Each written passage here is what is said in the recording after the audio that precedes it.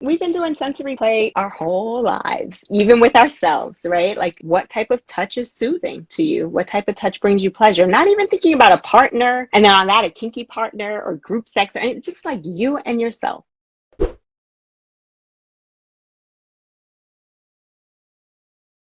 I wanted to talk a little bit, and you have so many things on your plate. I seriously admire you because it's been like my hats off. My Thank you. first question I want to talk about a little bit is in the realm of, so this month we're talking about sex and the senses with Hmm. bio, and a lot of our research relates to kink and fetish and idea of sensation, sensory play. And I wonder what your experience has been in these different communities that you're a part of, what Hmm. sensation play looks like.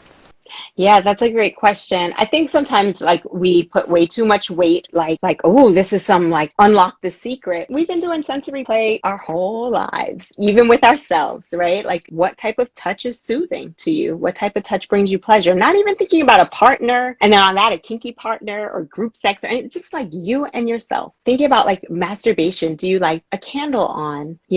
If so, what is that candle for? Is it for your visual? Is it for the warmth that signifies?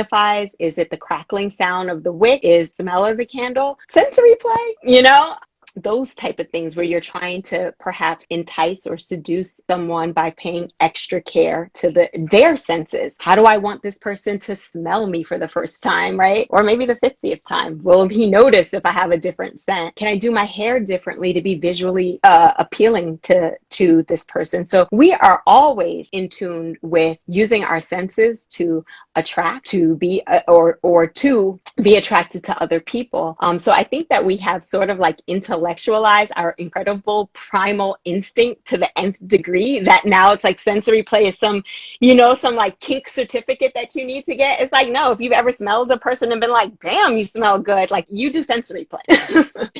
So I just want to first normalize it in that way. And then, of course, if you want to get a little Yeah. bit more in depth, I'm happy to.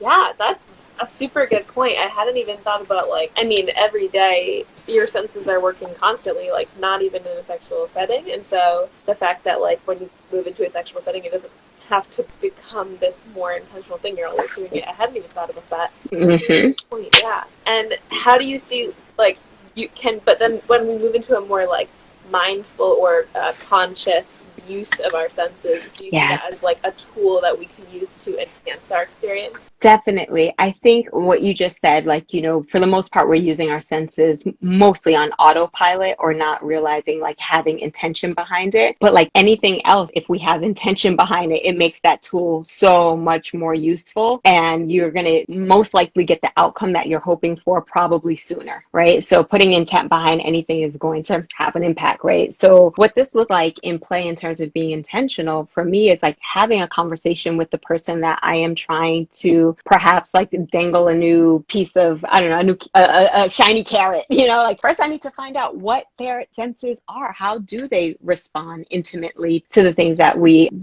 mentioned? And it may say like it may be a conversation with, whether it's just a regular partner or a kink partner, like, how does your body, how do you tend to respond to pleasure? Where do you see yourself being turned on? Is it usually at first sight, or is it scent? Is it touch? What's really important to you to kind of get into your groove? I mean, I'm just like using language that I don't know how y'all talk to your partners or potential partners. I'm pretty straightforward. Other things are, asking things like, let's just say, how, when you're alone, how do you get aroused? Where are your erogenous zones? What turns those on? Those kind of questions get people talking about their senses in ways that they may not have made a connection. It's like, well, to get turned on, okay, person visual, so I may interact with their senses by sending them pictures, and they may say like, well, I watch porn, but actually, like, I don't watch it, I just keep the sound on. So this person is an auditory, or like, I don't get turned on by porn, I really need touch. Okay, so while I'm flirting with this person, I may like say, you know what I'm talking about, like that, so like, not, we're making a connection.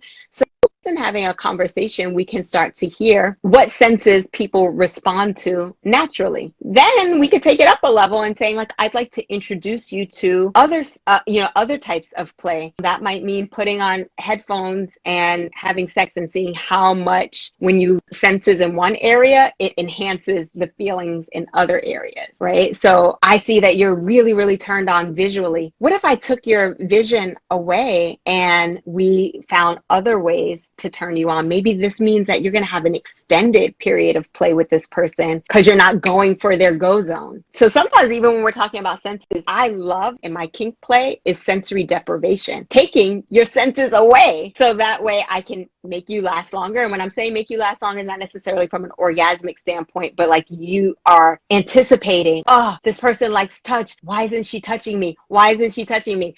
Okay, that was breath, but when is she going to put her hands on me? Like just extending that anticipation can be so valuable in our play. So even when we're thinking about senses, we can think about sensory overload, we can think about balancing the senses, and we can also think about sensory deprivation, taking away from one area to enhance the other.